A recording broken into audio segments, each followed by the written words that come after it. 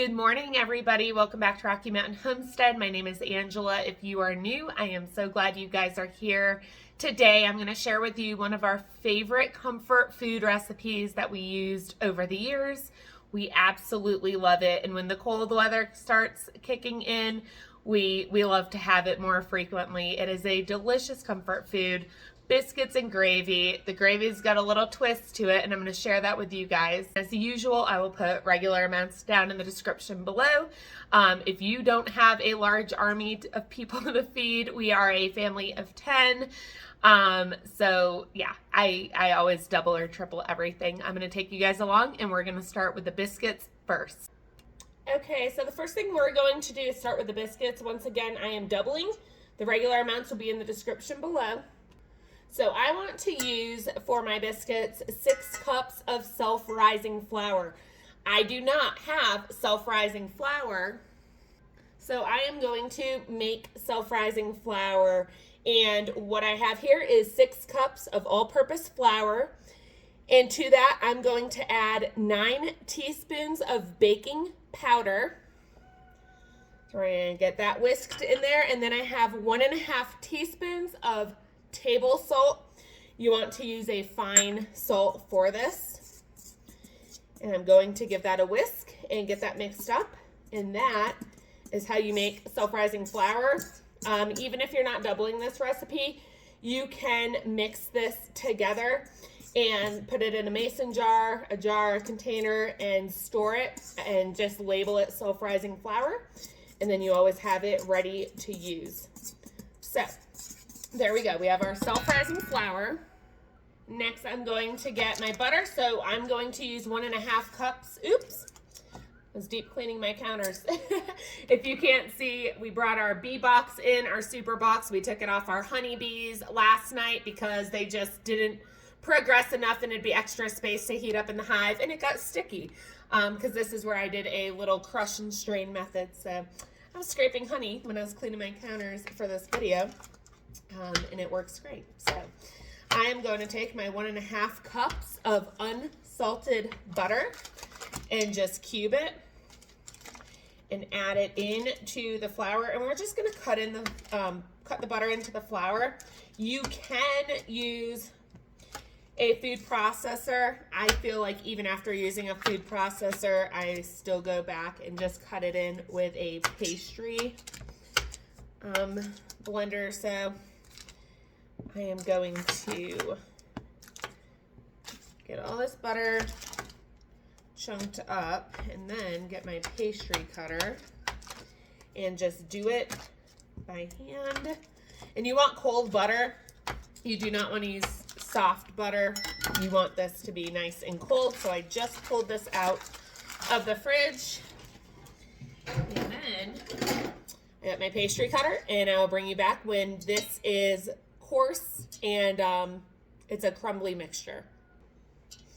Okay, and I am just about done. It's been a couple minutes and it seems to be mixed in good enough for me.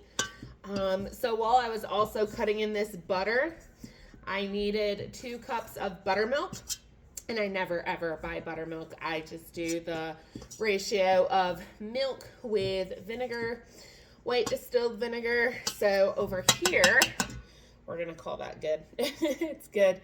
It's good. It all melts in together. So over here, I put 2 cups of milk and 2 tablespoons of white distilled vinegar in here and mixed it up. And it's been sitting for a little bit, so it's getting a little bit to the consistency I want. And at this point, you're just going to go ahead and gradually add this. Do it this way. We're going to gradually add the milk, the buttermilk, and mix it in until the dry ingredients are moistened. I'm just going to do a little bit.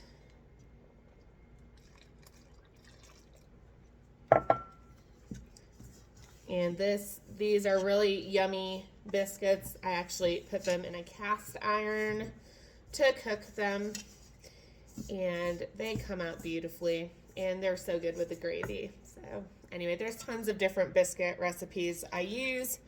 But today, this is the one we are going with because I do like putting them in the cast iron and cooking them that way. All right, so we have all our milk added in. I'm just going to mix this a little bit more. Okay, I got my hands washed, so they're nice and clean. My counter is nice and clean, and this dough is moistened.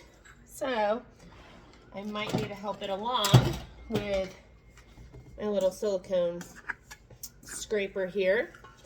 But I'm going to move my cord for my lighting.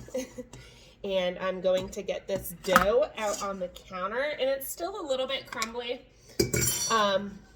because that's what was on the bottom. And you can just kind of add it in on the counter. I actually find that easier sometimes, just to kind of press it together a bit. So what I'm going to do is I'm going to fold this 4 times. And yeah, I could have probably mixed it a little bit more in the bowl. But it is a nice soft dough, so it's moist, so it'll take the crumbs in. So pat it out, fold it 4 times, like I said, and just pick the pieces up.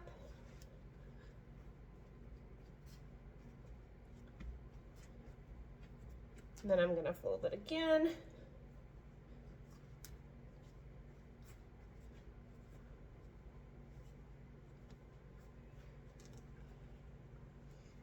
And then I'm going to fold it again.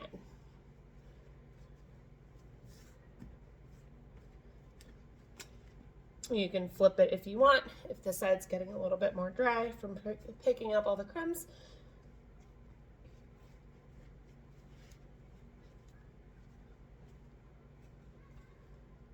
Okay, I got this area cleaned up a little bit. I folded it 4 times, and what I'm going to do now is roll the dough out to about 3/4 inch thick.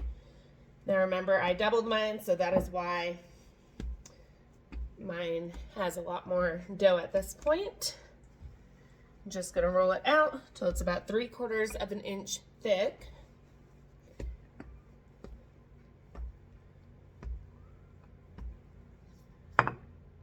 And to be exact, using my bench scraper here, that is 3/4 inch thick. So now that I've got that, I'm going to take this dough and fold it in half. Okay. And then I'm going to take one of my round cutters, my biscuit cutters. It's going to be a 3-inch. Okay, and if you don't have biscuit cutters, this is something I invested in last year just because I was making biscuits a lot more then, and I'm like, I should probably own some biscuit cutters. So I went ahead and bought these for myself. I don't even remember where, but you can also very easily use a cup. Let's see, this is about 3 inches, just one of these little dishes that I have. Whatever, you don't have to have a biscuit cutter. I did mine with a cup for years, and it worked just fine. So what we're gonna do is cut out our biscuits, okay? Just like that. I'm gonna set them aside because I actually preheat my cast iron skillet in the oven, and my oven is preheating to 450 degrees right now. Look at that. They're gonna be so nice and thick. Anyway. My oven's preheating to 450 degrees, and I am going to pop my cast iron skillet in there. I'm coordinating this with the same time as the gravy. You can make the biscuits in advance, but just for right now, I'm kind of coordinating it with making the gravy for them to both be done close to the same time. I'm going to start on the gravy next. And then I know when you're doing biscuits and you got the scraps, they don't always come out obviously as perfect as if you weren't using the scraps of them. So once again, I mean, these are going to get eaten. They don't have to be perfect, but I'm just trying to get like the most of the dough in this cutter so I don't have to use so many scraps. So there's another one, and then and kind of shape this more into, well, that's pretty much a biscuit right there. So I got this one, and then I got a little bit of scraps to use. Let's get that. There we go. And this is going to make, usually it'll make 12 if I double it. 2, 4, 6, 8, 9. I might not get that much this time around. There we go. Usually I can get 11, close to 12. So, and then we'll just have a little one right there with the scraps. And they don't have to be perfect. They are going like this top's nice and smooth, but they are flaky. So they'll be just fine. At this point, I'm just going to oil my cast iron. I have this one and I have a really large one. So you might see parts of the biscuit in here because I had to place them in here and make sure this one was going to work and that I did not need my large one. So I'm just brushing some oil in here. And I'm going to go ahead and pop this in the oven. Okay, I just got my hot pan out of the oven. I had it in there for about 5 minutes. It's all oiled. So what I'm going to do is just place these biscuits around. They can be touching, they can be overlapping. That's not a big deal. They'll still cook through. So let's see how much space I have. Actually going to kind of put the bigger ones in the middle, make sure they cook through well. All right, so I got my biscuits in here and I'm going to go ahead and place them in my 450 degree pan or 450 degree oven for about 15 minutes. I'm going to check on them and check for doneness, and I'll bring you back. We're going to get started on the gravy. Okay, now to get into the gravy, I have some of my other ingredients prepped over here. To get into the gravy, what I use is the Vermont maple syrup sausage links. They're so good.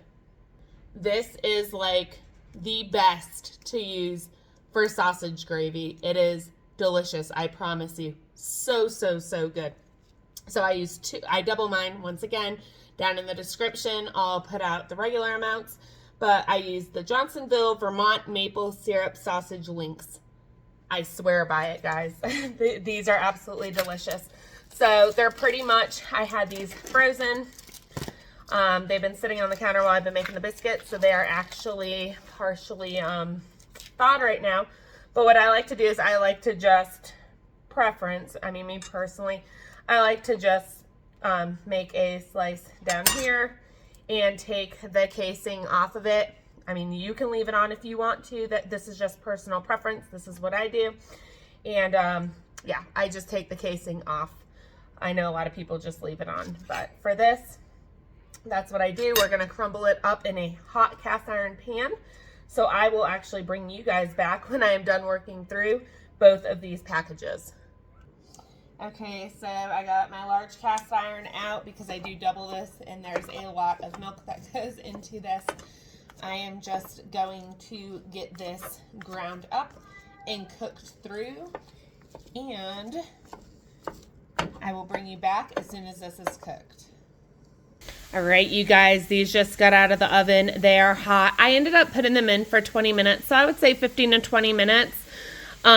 Because my gas oven will have these definitely done in 15 minutes, but my electric oven definitely needed 5 more minutes. So always go for the lowest. You can always add time, but you can't take away time once you've added more and you don't want burned food. So this is also delicious. Usually when I do biscuits, I brush the tops with buttermilk. When I do my buttermilk biscuits, I'll brush the tops and it gives it a nice, shiny, golden finish. But with biscuits and gravy, I don't do that because you're just loading gravy on top of them.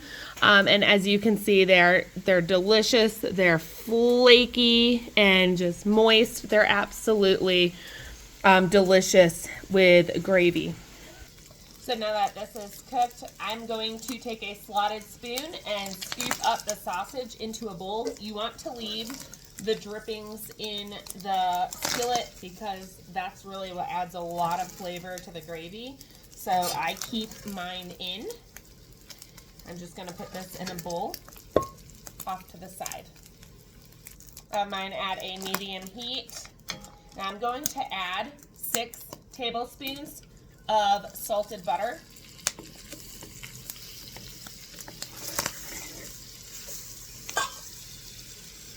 Once my butter is melted in, it's still on medium heat, I'm going to add in half a cup of all-purpose flour.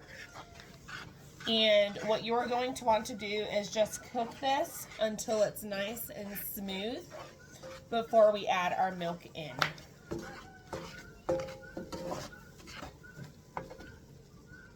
And once it is smooth and it's a nice light brown color, that's when you're going to add in your milk. I am gradually going to add in 6 cups of milk.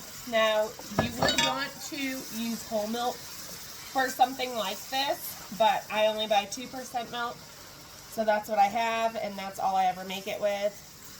But whole milk would definitely make a little bit of a difference with this recipe. So I'm just going to switch to a whisk also in a second and just make sure there's no lumps and that everything stays nice and smooth. And actually, that's what you want to use as a whisk for this part. I got mine right here, so I'm going to just continue to whisk this, and it will thicken up beautifully. I'm just going to gradually add it in. It smells so good. We are all very hungry and cannot wait to eat. I'm just going to add the rest of this in because I know it will thicken up. This is just going to cook until it thickens up at this point. So every now and then I will come here. It's on medium heat, like I said. Every now and then I will come here and just whisk it up. Make sure everything is staying mixed together and nothing is sticking. Oh, this is thickening up beautifully. I stepped outside for about 5 minutes. It is gorgeous, gorgeous weather out. And yeah, we're thickening up. So at this time, I'm going to add some salt and pepper. You obviously add this to your liking, but this is when you would add your salt and pepper into your gravy.